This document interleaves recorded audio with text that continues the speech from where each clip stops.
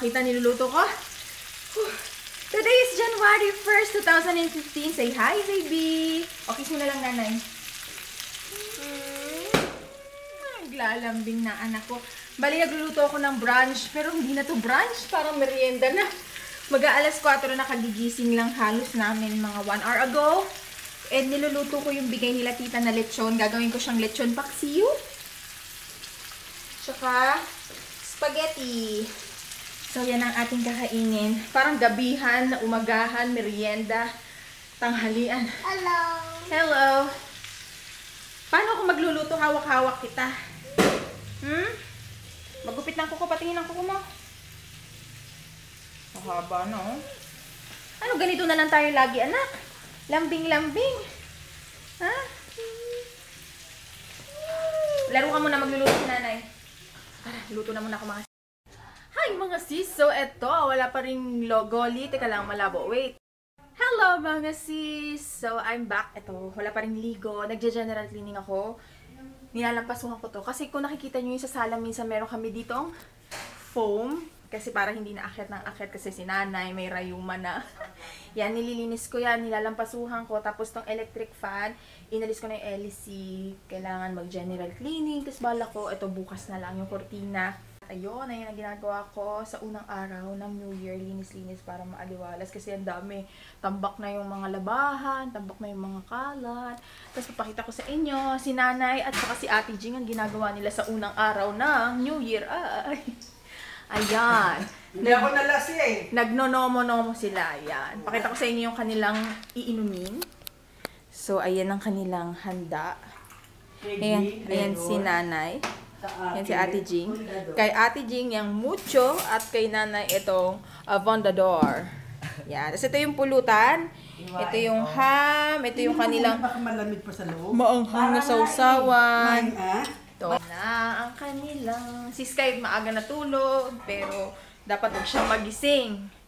Kasi maiiyak yun ang iiyak. Sige guys, maglilinis na muna ako. Tapos lilinis ako pa yung kwarto, yung CR. Para bukas maaliwalas na makapag-film ako. Bali ngayong araw, vlog pa lang yung navi-video ko. So, ayun. So, yan. Mamaya na lang ulit. Bye-bye! Hi mga sis! Today is, wait lang. Ayan. Today is January 2. Pupunta tayo sa SM Fairview kasi kasal bukas ni Ate Daiko. Bibilan ko si Sky ng pang-formal. Ako meron na. Tapos titingin din kami ng sandals ni nanay. So, yan. Medyo gabi na ako. Nag-start mag-vlog. 6 o'clock na. And this is my outfit. Kasi ano lang to, mabilis lang siyang isuot. Tsaka hindi siya mainit. So, yan. Tara guys, punta tayo sa SM Fairview. Saan ka? Nakita mo sa SM? SM! Okay, hi ka, hi ka, hi!